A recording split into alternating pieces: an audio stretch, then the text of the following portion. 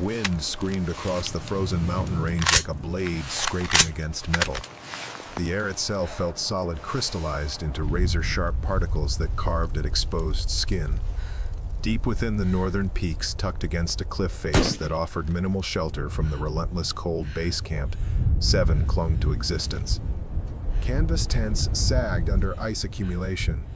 Breath transformed instantly into clouds of frost that hung in the air, before settling as a thin layer of white on everything weapons equipment faces. The ground had frozen so thoroughly that boots stuck with each step, requiring a twisting motion to break free. Soldiers moved slowly, conserving energy wrapped in whatever layers they could scavenge. Inside the equipment tent, Sergeant Clara Vance stood examining her rifle with the methodical precision of a watchmaker, which was exactly what her father had been.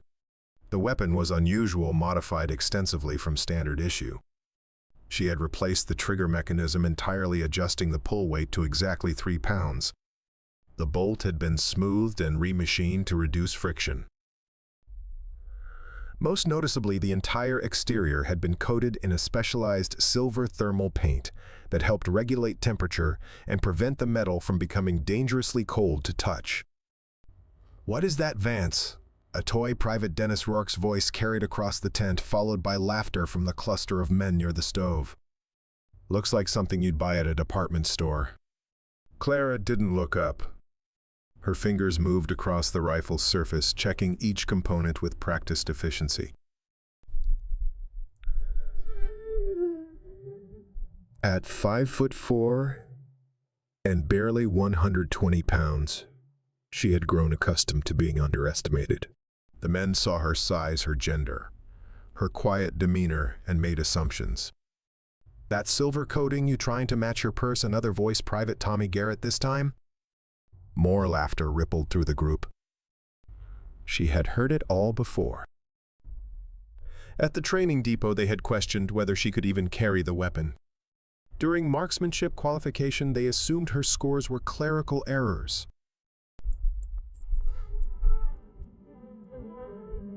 When she volunteered for the Mountain Division, the recruiting officer had actually laughed before realizing she was serious. "I've got $20, says she can't hit the target at 300 meters. Rock pulled out crumpled bills. "Any takers?" "Make it 200, and I'm in." Garrett grinned. "Wind out there would knock her over before she even lined up a shot." Clara finally raised her eyes. Cool gray like the ice coating the tent walls. "The range is open now, if you want to settle it." The tent went quiet. Rourke exchanged glances with Garrett, then shrugged. "Sure. Why not? Could use some entertainment." Outside, the wind had momentarily died to a dull roar rather than a shriek. The makeshift firing range extended across a flat section of ice field with targets set at various distances. The cold was so intense that exposed skin would develop frostbite in under 3 minutes. Clara moved to the firing line, her modified rifle looking almost delicate in the harsh environment. Behind her, at least a dozen soldiers had gathered, some placing additional bets, others simply curious to see what would happen. She dropped into position, the movements fluid and practiced. Her breathing slowed, immediately synchronizing with the wind patterns. This was something her father had taught her during countless hours in his workshop: patience, precision, the ability to find stillness within chaos. The first shot broke the silence. Through the scope, Clara watched the impact center mass on the 300-meter target. She adjusted minutely for a wind shift she felt rather than saw, then fired again. Another center hit. The third shot, despite a sudden gust that made several observers stumble, found its mark with the same precision. But the wind carried sound strangely in these mountains. The modified rifle's suppressed report dispersed oddly. From where the observers stood, the impacts weren't clearly visible through the blowing snow. "Did she even hit someone?" called out. Rourke squinted into the distance. Can't tell from here. Probably missed and is too embarrassed to admit it. Lucky shots at best. Garrett agreed quickly, not wanting to lose his money without seeing clear proof. Clara stood brushing snow from her jacket. She could have argued, could have insisted they walk down range to verify. But she had learned that some battles weren't worth fighting. Their opinions didn't change her capability. As she walked back toward the equipment tent, her mind drifted, as it often did, to her brother Marcus. He had been a forward scout killed 8 months earlier in an ambush that nobody saw coming. His last words to her, whispered in the field hospital before he died, had been, if someone had been watching.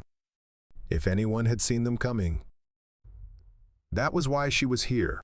Not to prove anything to men like Rourke and Garrett.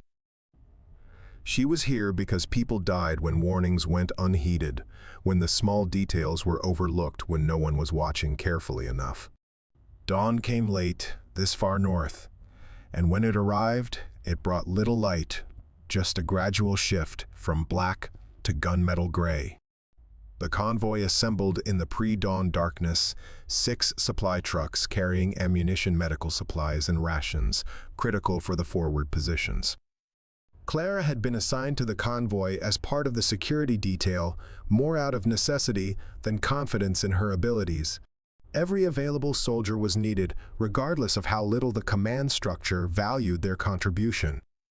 As they prepared to move out, she studied the route map with growing unease. The pass they would traverse narrowed significantly at the halfway point, with steep rock walls on both sides, a natural choke point. It was exactly where she would position an ambush if she were the enemy. She approached Sergeant Mitchell Hayes, the convoy commander, as he performed a final equipment check on his truck. Hayes was a veteran of 3 winters in these mountains, respected by the men, dismissive of anyone who questioned his judgment. Sergeant Hayes, I need to report a tactical concern. He didn't look up from his inspection. Make it quick, Vance. We're moving out in 5. The narrow section at kilometer marker 7. The snow patterns are wrong there. Now he looked at her, one eyebrow raised. Snow patterns. The accumulation on the eastern ridge. It's been disturbed recently. And there are broken branches on the cliff face that are still showing fresh wood. Someone's been moving through that area within the last 12 hours, probably more than a few people based on the distribution pattern. Hayes stared at her for a moment, then shook his head. Vance, with all due respect, stick to worrying about your toy gun. I've run this route 40 times. We've got scouts who checked it yesterday. Now mount up. Sergeant, I really think. That's an order, Private. Clara climbed into the back of the 3rd truck, her modified rifle secured across her lap. Around her, other soldiers chatted nervously or sat in silence, each managing fear in their own way. She positioned herself near the rear gate, her eyes scanning the terrain as they began to move. The convoy crawled through the mountain pass, engines straining in the thin, cold air. When they reached kilometer marker 7, Clara's grip tightened on her weapon. The attack came exactly as she had anticipated. The first explosion took out the lead truck, sending metal and stone cascading across the road. Immediately, gunfire erupted from both ridges. At least 40 enemy soldiers who had been waiting in prepared positions. Soldiers poured from the trucks, diving behind whatever cover they could find. Crossfire was devastating. Men fell before they could orient themselves, blood dark against white snow. Clara rolled out of the truck bed and into a depression behind a boulder. Her training took over emotion, shutting down observation and calculation, becoming everything. She scanned the ridgeline, filtering out the noise and confusion, looking for the key threats. There are 3 positions on the eastern ridge. Enemy snipers providing overwatch for the assault element. They were why Hayes's men couldn't organize an effective defense. Anyone who tried to direct fire got shot. She settled into position, the cold stone pressing against her body. Her breathing slowed. Wind speed approximately 12 knots from the northeast. Target distance roughly 380 meters upslope. Temperature affecting ballistics by approximately. First shot. The leftmost sniper jerked backward, gone. Adjust for the slight updraft created by the terrain. Second shot. The middle position went silent. The third sniper was already repositioning, having realized they were being engaged. But Clara had already calculated where he would move. There were only 2 positions with adequate cover and firing angles. She aimed at empty space and waited 3 seconds. When the figure appeared, her finger was already squeezing the trigger. 3 shots. 3 targets eliminated. Elapsed time 42 seconds. With the overwatch gone, Hayes' soldiers finally managed to organize. They laid down suppressing fire while others maneuvered. The enemy assault, suddenly finding themselves taking casualties without the advantage of covering fire, began to withdraw. But the damage was done. 7 soldiers killed, 12 wounded. The lead truck destroyed a third of their supplies, lost or scattered. Hayes found Clara 20 minutes later, still in position behind her boulder. His face was gray with shock and anger at himself, she realized, not at her. "Those 3 on the ridge," he said, without preamble. "That was you." "Yes, Sergeant." He stared at her for a long moment. "You tried to warn me." "Yes, Sergeant." "And I told you to shut up and get in the truck." Clara said nothing. What was there to say? 7 men were dead. 7 families would receive notifications. 7 sets of personal effects would be cataloged and shipped home. Hayes turned to leave, then stopped. "Lucky shots, Vance. Don't let it go to your head." But his voice lacked conviction. They both knew it hadn't been luck. As Clara cleaned her rifle in the cold afternoon light, checking for any ice formation in the mechanism, she thought about Marcus again. How many times had someone noticed something wrong but been ignored? How many deaths could have been prevented if people simply listened? She loaded fresh rounds into her magazine with methodical precision. Next time she would speak up again. And she would keep speaking up, no matter how many sergeants told her to shut up and get in the truck. The tactical situation had deteriorated rapidly over the following week. Intelligence reports indicated enemy forces had been reinforced. They now outnumbered the defending forces 7-1. Ammunition was critically low, with resupply missions repeatedly turned back by weather and enemy action. Morale was fracturing. Then the blizzard hit. It wasn't just a snowstorm. It was a wall of white fury that obliterated visibility beyond arm's length, drove temperatures down to lethal levels, and made movement outside shelter nearly suicidal. Radar stations went offline, their dishes encased in ice. Forward observation posts went silent, their occupants forced to shelter in place or risk freezing to death. Command was blind at the worst possible moment. That night, while others huddled in their tents around inadequate heaters, Clara made a decision. She pulled on every layer she owned, wrapped her face until only her eyes were exposed, secured her rifle and optical equipment in weatherproof cases, and stepped into the screaming wind. The cold was beyond painful. It was existential. Each breath felt like inhaling shards of glass. Her eyes watered instantly, the tears freezing on her cheeks. Within minutes, she had lost feeling in her extremities despite the layers. She forced herself forward one step at a time toward the high observation point known as Devil's Perch. It was a rocky outcrop that jutted from the mountainside nearly 800 feet above the camp, exposed to the full force of the elements. In normal conditions, it offered a commanding view of the entire valley. Tonight, it might kill her. The climb took 90 minutes. Twice, she had to stop and huddle against the rock face, using her own body heat to prevent complete shutdown. Her hands had gone from painful to numb to completely without sensation. She could no longer tell if she was actually gripping the handholds or if her frozen fingers were simply locked in position. When she finally pulled herself onto the narrow ledge of Devil's Perch, the wind nearly tore her off immediately. She wedged herself between two rock formations, created a small shelter with her thermal blanket, and forced her frozen hands to function long enough to set up her optical equipment. At first, she saw nothing but white chaos. But she waited, understanding that the storm wouldn't be completely uniform. There would be momentary breaks, brief windows, when the wind shifted and visibility extended. She waited. 40 minutes passed.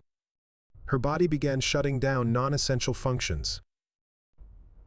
Her thoughts slowed, became sluggish. She recognized the signs of hypothermia and forced herself to eat an energy bar. Though her jaw barely worked and swallowing was difficult. Then a gap in the storm. Just 15 seconds of relative clarity. Through her spotting scope adjusted for the poor light and blowing snow, Clara saw movement in the valley below. Enemy positions. But not where intelligence had placed them. The main force had shifted. They had abandoned their entrenched positions on the western approach and redistributed to the south and southeast, leaving a significant gap in their formation. More importantly, she spotted something that made her heart pound despite the cold, a supply convoy, 10 vehicles moving along a route that military intelligence had marked as too dangerous for enemy use. But they were moving it with minimal escort, clearly confident that the storm provided cover from observation. As the storm wall closed again, Clara committed everything she had seen to memory. The exact positions, the vehicle types, the route the convoy was taking, the gap in their defensive line. The descent was worse than the climb. She fell twice, sliding down ice-covered rock before managing to arrest herself. By the time she staggered into camp, she had been outside for nearly 4 hours. Her body temperature had dropped to dangerous levels. She could barely speak, but she made it to the command tent before collapsing. Captain Robert Morrison stared at the hand-drawn map Clara had created, his expression unreadable. Around the cramped command tent, other officers studied the intelligence skeptically. "You're telling me," Major Helen Cross said slowly, "that you climbed Devil's Perch during the worst blizzard in 3 years alone and observed enemy movements that every other reconnaissance asset missed?" Clara sat wrapped in thermal blankets, her hands immersed in carefully temperature-controlled water to prevent damage from too rapid rewarming. The pain as sensation returned was extraordinary, but she kept her voice steady. "Yes, ma'am. And you expect us to base tactical decisions on this?" Observation. "I'm reporting what I saw, Mom. What you do with that information is above my pay grade." Morrison spoke for the first time.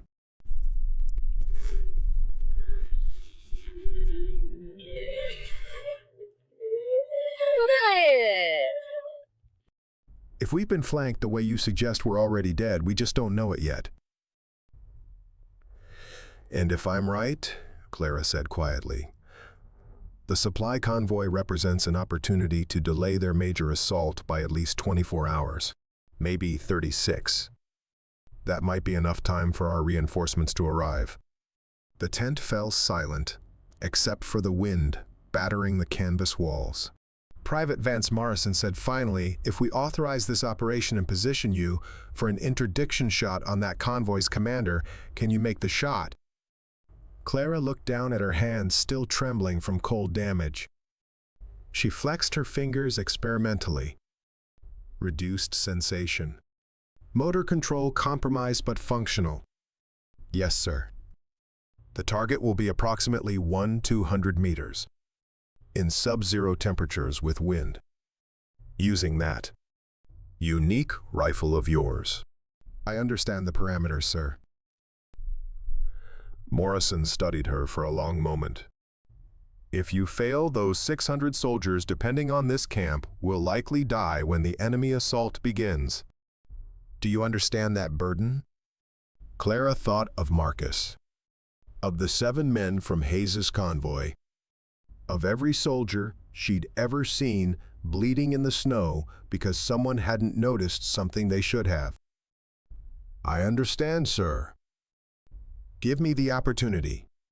It was the first time anyone in command had used that word with her opportunity. 16 hours later, Clara lay prone on a rocky outcrop overlooking the route she had identified. The enemy supply convoy was en route right on schedule. Her intelligence had been accurate, but the conditions were even worse than anticipated. Temperature had dropped to -30°C. Wind gusted unpredictably between the rock formations. Most critically, ice had begun forming on her optical equipment, despite her best efforts. She used her breath, carefully controlled minimal vapor to melt the frost on her scope lens. But she had to time it perfectly. Too much breath would create moisture that would freeze again and obscure her sight picture. Too little and the ice would remain. This was why the other snipers had declined the mission, why Morrison had looked at her with something approaching pity when she volunteered. This wasn't just difficult, it was approaching impossible. Through the scope, she identified the target, a senior officer based on position, and the deference shown by others.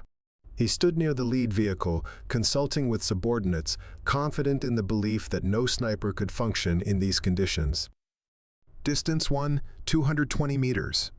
Slight downslope angle. Wind velocity varying between 8 and 15 knots, shifting direction by as much as 30 degrees. She couldn't calculate this shot with mathematics alone.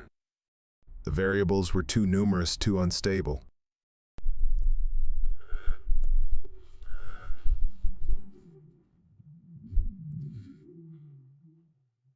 This required instinct developed through thousands of hours of practice, an almost unconscious understanding of how bullets flew through difficult environments. Clara read the wind, not with instruments, but by watching snow patterns, by feeling the pressure variations on her exposed cheek, by the sound of wind through rock formations. She made her adjustments. The modified trigger system her father had designed required exactly 3 pounds of pressure. She applied that pressure gradually, a smooth, continuous motion that felt more like meditation than aggression. The shot broke. For 1.6 seconds, the bullet flew through hostile air. It dropped, drifted, fought physics every meter of travel. Through her scope, Clara saw the officer collapse, the distinctive pattern of a center mass hit. The convoy erupted in chaos. Vehicles accelerated, soldiers scattered, everyone convinced they were under attack by a full sniper team, because who could make such a shot under these conditions? The psychological impact was immediate and profound. The convoy commander dead, subordinates panicking. Critical supplies scattered as vehicles crashed or were abandoned. Most importantly, the enemy command structure now believed they were facing a larger, more capable force than intelligence had indicated. Their planned assault, scheduled to begin in 18 hours, was postponed for reassessment and reorganization. By the time Clara returned to camp, confirmation had already arrived. Enemy movements had stalled.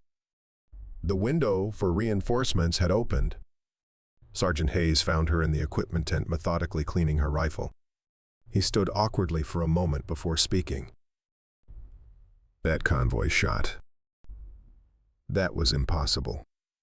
It was necessary, Clara replied without looking up. No, I mean, actually impossible. The conditions, the distance, the target acquisition time. I've been shooting for 20 years and I couldn't have made that shot with a month to prepare. Clara finally looked at him. Then it's fortunate I was the one positioned there, Sergeant. Hayes actually smiled, something she'd never seen before. Yeah, I guess it is. After the convoy interdiction, Clara's role shifted. Command, grudgingly, still somewhat disbelieving, began assigning her night sniper missions, the most dangerous work available. Night operations in mountain terrain during winter were nightmare scenarios. Visibility was minimal, even with night vision equipment. The cold intensified. Enemy forces, knowing they couldn't move safely during daylight, conducted most operations after dark. And the darkness provided cover for close infiltration, meaning snipers often found themselves operating dangerously near enemy positions. Most snipers refused night assignments after 1 or 2 missions. The psychological strain of lying motionless in lethal cold, unable to see enemies who might be approaching from any direction, broke even experienced soldiers. Clara requested additional night missions. She developed tactics specifically for the dark mountain environment. The most important: never fire more than 3 shots from a single position. After the 3rd shot, relocate immediately, even if additional targets were available. The enemy was learning to triangulate firing positions based on muzzle flash, and staying in place meant death. She used small mirrors, pieces of reflective metal from destroyed equipment, to deflect moonlight in carefully calculated patterns. Enemy soldiers would spot the reflection, assume it was scope glint, and concentrate fire on the wrong position while she observed from elsewhere. Most importantly, she learned to use snow itself as camouflage. Not just lying in it, but becoming part of it. She would partially bury herself, allowing fresh snow to accumulate over her position, until she was virtually invisible even to someone standing meters away. The enemy soldiers began reporting encounters with what they called the Ice Ghost, a sniper who seemed to materialize from snow itself, strike with impossible precision, then vanish completely. One night, Clara was positioned on a ridge overlooking a valley where a company of friendly soldiers was dug in. She had been motionless for 6 hours, watching through night vision as enemy scouts probed the defensive perimeter looking for weaknesses. She had already fired her allotted 3 shots from this position, 3 scouts who would never report back. But as she prepared to relocate, she spotted something through her scope that made her blood freeze in a way the cold never had. An enemy soldier, invisible to the defenders below, had positioned himself in a crevice in the rock face. He had a clear shot at one of the defensive positions, specifically at a young replacement who had arrived just 3 days ago, a kid barely 20 who still wrote letters home every night. The enemy soldier was lining up his shot. Clara could see it in his body position, the way his breathing had slowed. She had a choice. Fire a 4th shot and give away her position, certainly drawing return fire. Or relocate as planned and let the young soldier die. Marcus's face flashed through her mind. If someone had been watching. She fired through a gap in the rocks, barely 6 inches wide, a shot that required the bullet to pass through an opening smaller than her fist at a distance of nearly 400 meters. The enemy soldier toppled from his perch. Immediately, the valley erupted with gunfire directed at her position. But Clara was already moving, scrambling across ice and stone as bullets sparked off rocks where she had been seconds before. When she finally made it back to friendly lines 2 hours later, Sergeant Hayes was waiting at the perimeter. "That 4th shot," he said. "That wasn't smart." No, Clara agreed. "But Private Jackson is alive because of it." "Yes." Hayes shook his head slowly.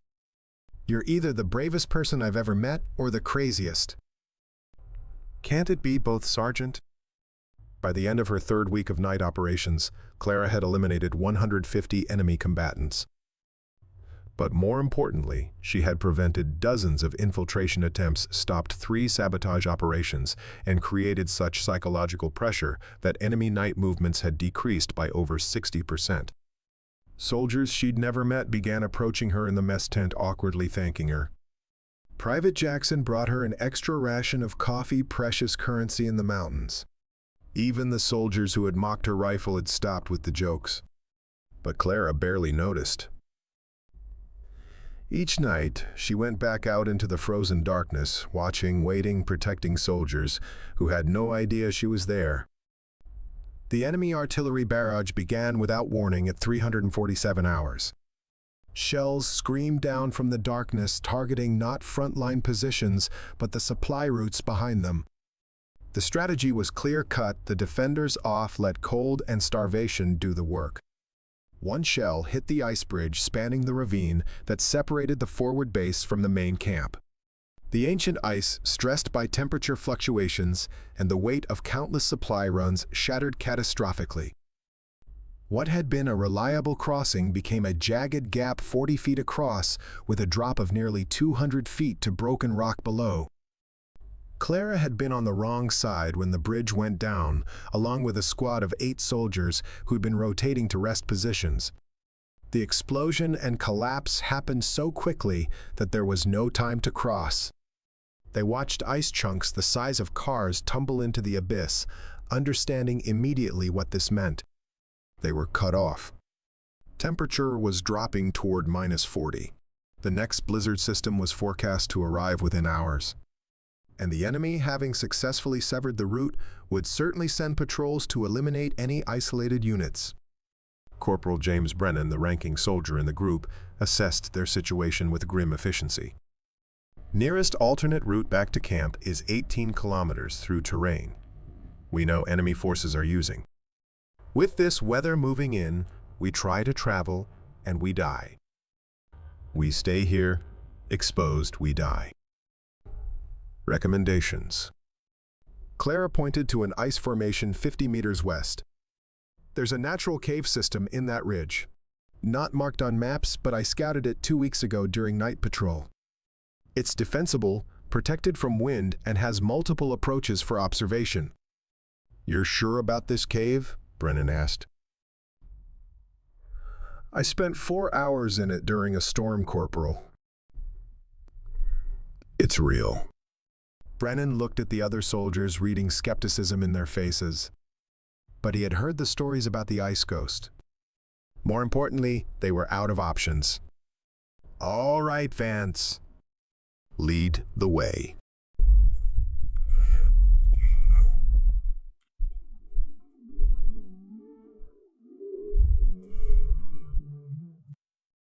Ice formations hung like frozen waterfalls, and the walls gleamed with ancient frost.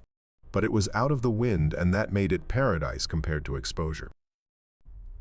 They established a defensive perimeter, posted sentries, and settled in to wait for either rescue or death, whichever arrived first. That night, as temperature outside plummeted and wind screamed past the cave entrance, the group sat in the darkness, conserving their chemical light sticks. Private Marcus Chen, coincidentally sharing her brother's first name, something Clara tried not to think about, asked the question others were clearly wondering. Vance, why'd you join up? I mean, you don't exactly fit the typical soldier profile. My brother was military, Clara said after a moment. Scout. He died 8 months ago in an ambush. The cave went silent except for the wind. What happened? Chen asked quietly. Clara stared at the ice formations, catching the dim light. Marcus's unit was moving through a valley. He spotted signs of enemy presence, displaced snow patterns, observation points, fresh supply caches. He reported it to his commanding officer. And the officer dismissed it. Said Marcus was seeing threats that weren't there, being paranoid. Ordered the unit to proceed on schedule. Her voice remained steady, emotionless, just reporting facts. The ambush came exactly where Marcus predicted it would. 57 soldiers caught in a kill zone. Marcus took a round through the lung while trying to evacuate wounded. Jesus, someone whispered. I got to the field hospital before he died. He could barely talk, but he kept saying the same thing, if someone had been watching. If anyone had seen them coming. Clara's fingers traced patterns in the frost on the cave wall. He spent his last conscious moments blaming himself for not making them listen. Brennan spoke softly. That's not on him. That's on the officer who ignored the warning. I know. But Marcus didn't. So I promised him before he died that I would watch, that I would see the things other people missed, and I would make them listen, even if I had to prove it with every shot. Private Jackson, the young soldier she had saved from the enemy sniper, said, "You've kept that promise. You've saved dozens of us." Clara shook her head. Not enough. Never enough. The conversation drifted to other topics, but Clara's words hung in the frozen air. Just before dawn, the enemy came hunting. Clara was on sentry duty when she spotted the first indication, a branch moving against the wind pattern. Then another. Coordinated movement.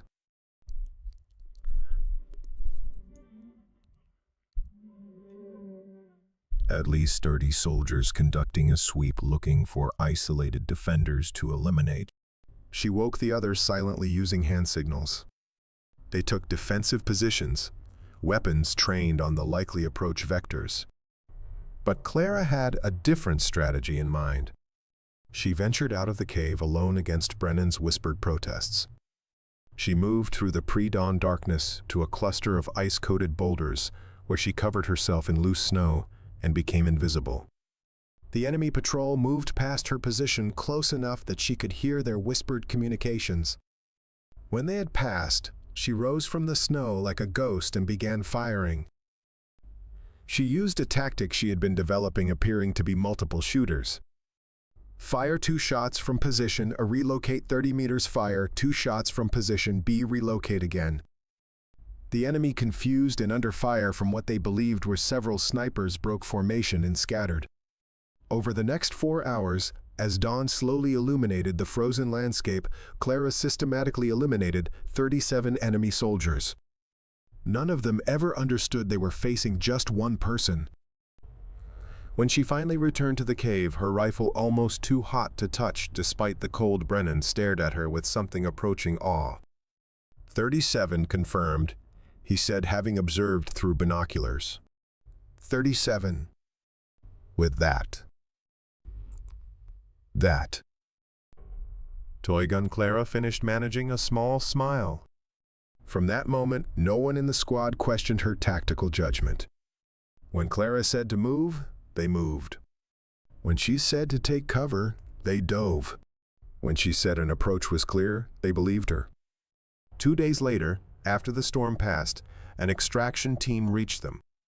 All 9 soldiers made it back alive. Intelligence reports arriving at base camp carried disturbing news. The enemy had deployed a specialist sniper hunter, a legendary marksman named Viktor Antonov, who had been operating in mountain environments for over 20 years. His specific assignment: eliminate the soldier the enemy now called the Silver Rifle Ghost. Antonov was no ordinary sniper. He was a master of counter-sniper operations, trained to think like his prey, to anticipate their movements, to read the microsignatures that revealed a hidden position.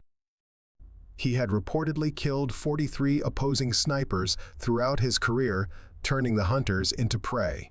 Command offered to pull Clara from active patrol. She declined. "He's coming for me anyway. If I hide, he'll just kill other soldiers while drawing me out. Better to engage on my terms." The duel began 3 days later. Clara was positioned on a ridge overlooking a supply route when she noticed something unusual: boot prints in the snow that deliberately created a false trail. The pattern was too obvious, too convenient. A lure. She smiled grimly. So it begins. She spent the next hour creating her own false trail, leading away from her actual position. Then she relocated to a completely unexpected spot. Not on the ridge with good visibility, but down in the valley among broken ice formations, where visibility was limited, but unpredictability was maximum. 6 hours, nothing happened. Both snipers were engaged in the silent chess match of predicting where the other would position. Then, Clara saw a tiny reflection barely visible from a scope lens on the opposite ridge. Antonov had taken the bait positioning where he believed she would be. But she didn't fire. Instead, she watched, studying his technique. He was good, extraordinarily good. He shifted position every few minutes, never exposing himself for long. He used natural terrain masterfully. He even anticipated false trails. She watched him deliberately avoid an obvious approach. She needed something unexpected. Clara studied the terrain between them with fresh eyes, not looking for shooting positions, but for environmental weaknesses. Then she sought an area of deceptively soft snow over a hollow in the ground. It looked stable, but wouldn't support full weight. She spent the next hour creating a deliberate trail: boot prints, disturbed snow, even a small piece of fabric accidentally snagged on a branch leading directly toward that soft snow patch. Then she waited.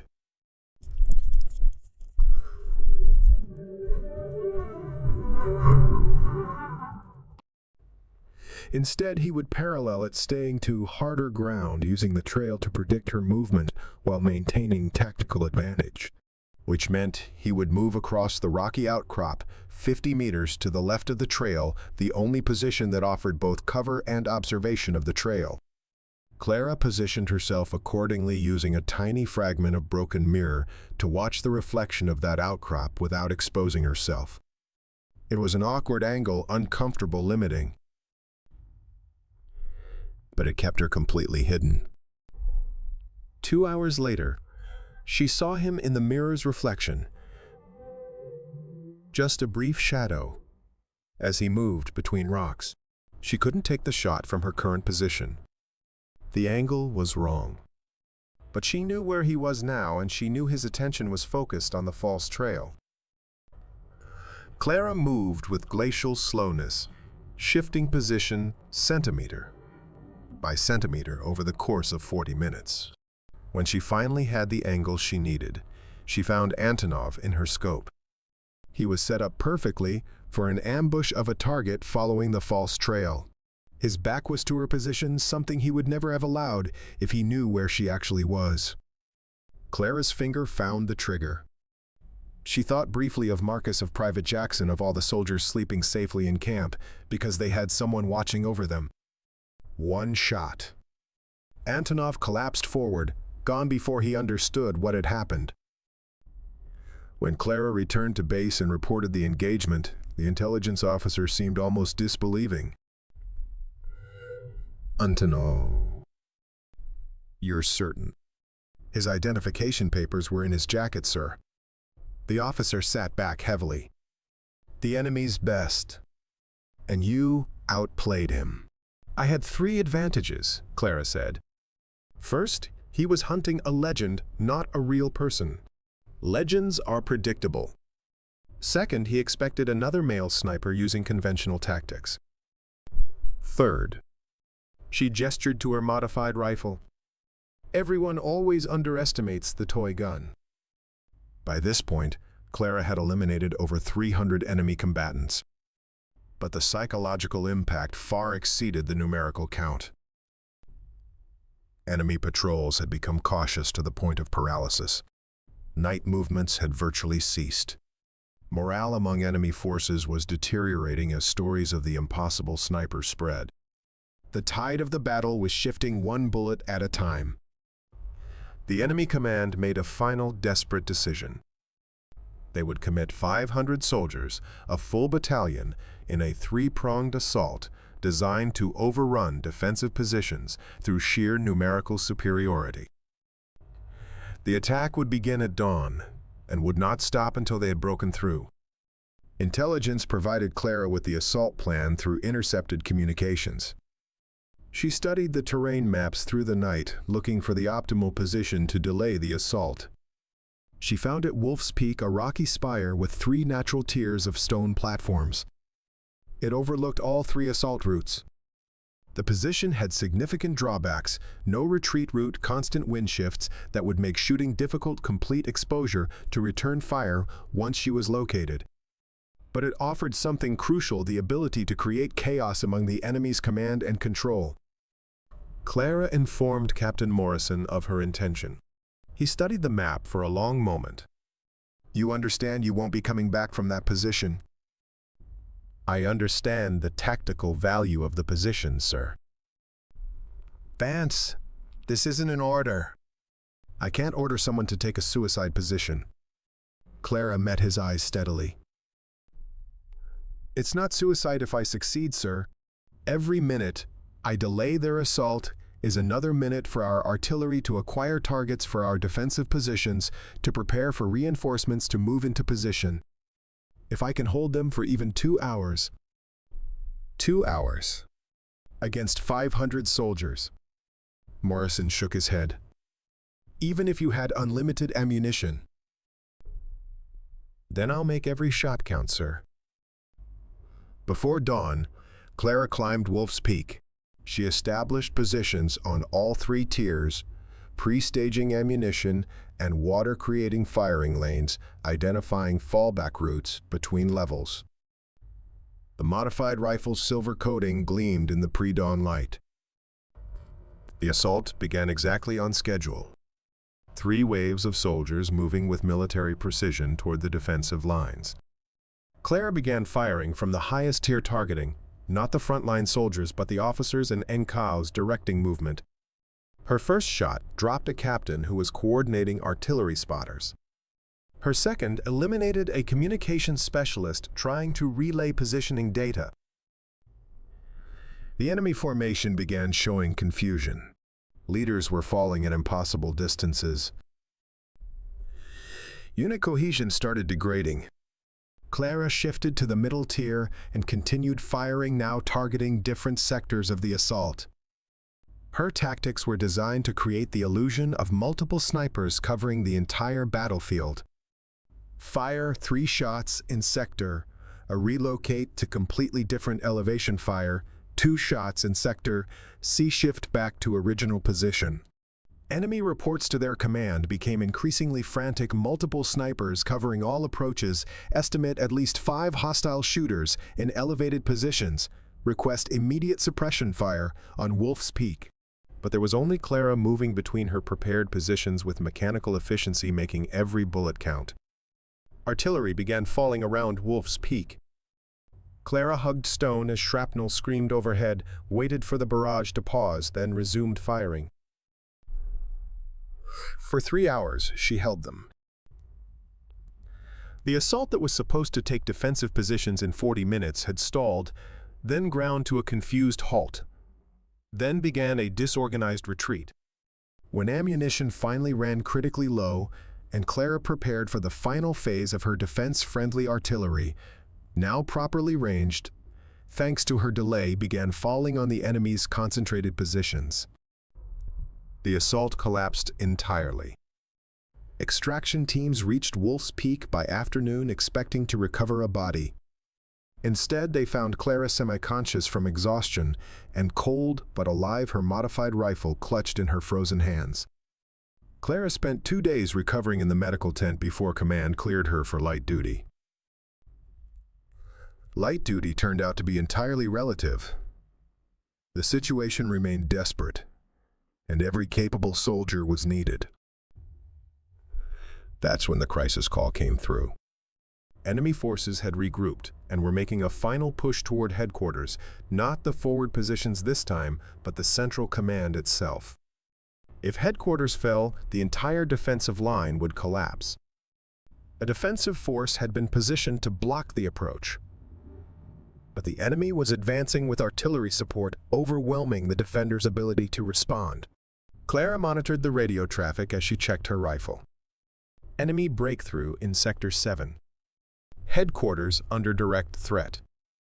Artillery spotters being taken out. Communications failing. She grabbed her ammunition pouches and counted. 43 rounds total. After the Wolf's Peak stand, supply levels were critical. 43 bullets to respond to a crisis involving hundreds of enemy soldiers. She made her decision and began moving toward the sound of artillery. When she reached an overlooked position near Sector 7, the situation was worse than the radio traffic had indicated. Enemy forces had achieved complete artillery dominance because their forward observers were directing fire while remaining invisible to the defensive positions. Clara scanned the battlefield methodically. Where would I position if I were coordinating this assault? She identified 7 critical targets. 2 artillery spotters on elevated positions using laser designators to guide fire. 1 communications specialist maintaining real-time updates to the assault force. 1 officer directing the infantry advance with excellent tactical sense. 3 soldiers working to repair communication lines that had been cut by friendly fire. Once repaired, enemy coordination would become even more effective. 7 targets. And she had. Clara counted again, checking each magazine carefully. 7 bullets remaining. No margin for error. No second chances. No warning shots or ranging rounds. Each bullet had to achieve its purpose on the first attempt. She settled into position, controlling her breathing, despite her heart pounding from the climb and the stakes. The cold had become background noise, something her body registered, but her mind ignored. Target 1 artillery spotter at 640 meters. Wind shifting between 12 and 17 knots. Temperature effects on ballistics. Slight uphill angle. She made her calculations, adjusted, and fired. Through the scope, she saw the laser designator tumble from dead hands. The artillery fire patterns immediately became less accurate. Target 2-second spotter at 580 meters. Different angle, different wind. She adjusted and fired. Another laser went dark. Targets 3 and 4. The communications specialist and the commanding officer, now aware that something was eliminating key personnel and trying to relocate. She had to fire both shots within seconds of each other before they could take effective cover. 2 shots, 2 seconds apart. Both targets down. Targets 5, 6, and 7. The line repair crew now working frantically because they understood their communications advantage was under threat. Spread across 30 meters of trench. 3 shots, maximum 5 seconds to complete the sequence before they could scatter or take cover. Clara's breathing slowed to absolute calm. Her finger found the familiar 3-pound trigger pull. First shot. Second shot. Third shot. The repair crew fell silent. 7 bullets. 7 targets. 7 confirmed eliminations. The enemy assault lost all coordination. Without artillery spotters, their fire support became ineffective. Without communications unit cohesion degraded. Without the commanding officer providing tactical direction, the assault lost momentum. Defensive forces seized the opportunity and counterattacked. The enemy force broke and retreated. Headquarters held. When Clara returned to camp, Captain Morrison was waiting. He looked at her with an expression that combined respect, disbelief, and something approaching fear. 7 shots, he said simply. 7. Was what I had, sir. Our analysts reviewed the engagement. Every one of those targets was critical to their assault coordination. Remove anyone and they're degraded. Remove all 7 and they collapse. He paused. How did you know? I watched how they moved, how they communicated. I asked myself where I would position the critical assets if I were running their operation. Then I eliminated those positions. Morrison shook his head slowly. Final count from intelligence, you personally eliminated over 500 enemy combatants across the course of this operation. 500. The psychological impact you created delayed or prevented multiple enemy offensives. You single-handedly changed the outcome of this battle. Clara said nothing. 500. Each one was a person who had made choices that led them to that mountain that moment. She didn't feel triumph. She felt tired. Recommendations for commendation are being processed, Morrison continued. You'll likely receive significant recognition.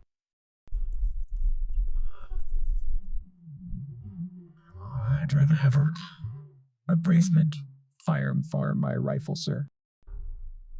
This one is showing wear. Morrison actually laughed, the sound surprising in the cold tent. Of course you would. Then his expression became serious. Vance. Thank you. On behalf of everyone in this camp. You saved lives. A lot of lives. After he left, Clara sat alone in the equipment tent, cleaning her rifle with methodical care. She thought about Marcus, about his last words.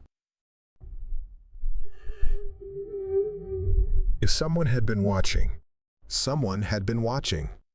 and 500 enemy soldiers had learned that lesson fatally. But more importantly, the soldiers she had been protecting, Private Jackson, Corporal Brennan, Sergeant Hayes, the young soldier who wrote letters home, all the others she'd never met, they were alive to see another day. That mattered more than any commendation.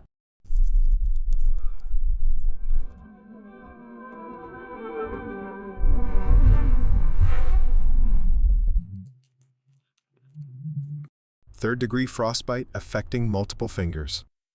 Permanent loss of sensation and reduced motor function. For most soldiers, this would be career-ending. For a sniper, it should have been absolutely disqualifying. But Clara adapted as she always had. She modified her grip, compensated with positioning, adjusted her trigger technique. The hand that had frozen while protecting others would continue protecting others.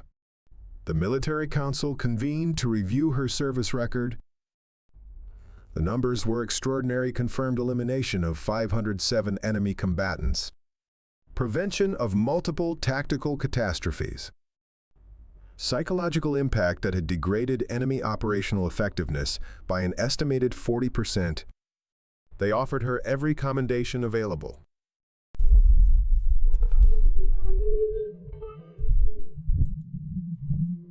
Clara had only one request: I want to keep the rifle. The modified one. The toy gun. There was awkward silence around the conference table. Technically, the weapon was military property. It had been modified without authorization. It should be confiscated and probably destroyed. Captain Morrison spoke up. That rifle became a legend on this battlefield. Enemy forces reported it. Our own forces rallied around it. It's earned its place in the historical record. Fine, the reviewing colonel said. But we'll need it for display eventually. For the museum. With respect, Sir Clara said quietly, the rifle goes where I go. When I'm done with it, you can have it for your museum. The colonel studied her for a long moment, then nodded. Agreed. 1 week later, Clara received a visitor in the recovery ward, Sergeant Hayes. He stood awkwardly at the foot of her bed, turning his cap in his hands. I wanted to apologize, he said finally. For that convoy. For not listening when you warned me. For being so damned arrogant that I got 7 good soldiers killed. Clara shook her head. They died because the enemy ambushed us, Sergeant. Not because of your decisions. They died because I ignored intelligence provided by a competent soldier. Because I dismissed you based on stupid prejudices that had nothing to do with capability. He looked at her directly. You tried to save them. I stopped you. I'll carry that for the rest of my life. Then carry it forward, Sergeant. Listen to the next soldier who sees something wrong. That's how you honor those 7 men. Hayes nodded slowly, then saluted a formal, perfect salute that acknowledged not rank but respect. Yes, ma'am. After he left, Clara sat in the quiet ward and thought about everything that had happened.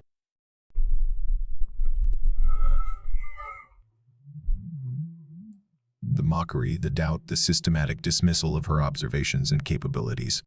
The moment when survival necessity forced others to look past their assumptions. And she thought about the soldiers she'd saved. Not the 500 she'd killed, but the hundreds she'd protected. Private Jackson writing his letters home. Corporal Brennan leading his squad through impossible situations. All the soldiers sleeping peacefully in their tents because someone had been watching over them. The day Clara was cleared for travel, she made one final journey before leaving the mountain. She carried her modified rifle to the mass grave where the casualties from the convoy ambush had been buried. 7 markers, 7 names. She placed the rifle against the central marker and stood silent in the falling snow.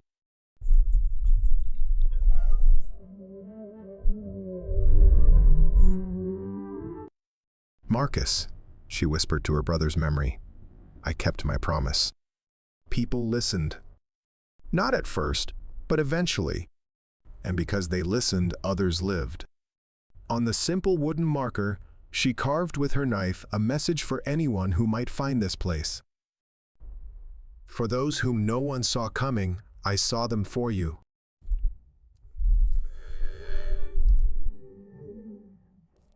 Then she picked up her rifle, her toy gun, her partner, her vindication, and walked down from the mountain. Behind her, snow began covering her tracks, erasing evidence of her passage, but not her impact. The legend of the Silver Rifle Ghost would persist in military circles for years. Enemy soldiers would tell stories of the impossible sniper who could strike from any distance, any condition, any situation. But for Clara, it had never been about becoming a legend. It had been about keeping a promise to a dying brother, about protecting soldiers who deserved someone watching over them, about proving that capability mattered more than assumptions. In the valley below, life continued. Soldiers rotated home. New deployments arrived. The war moved to different theaters. But on that frozen mountain, whenever snow fell particularly hard and wind screamed through the peaks, old soldiers would sometimes swear they could still see a silver glint from Wolf's Peak, as if someone was still up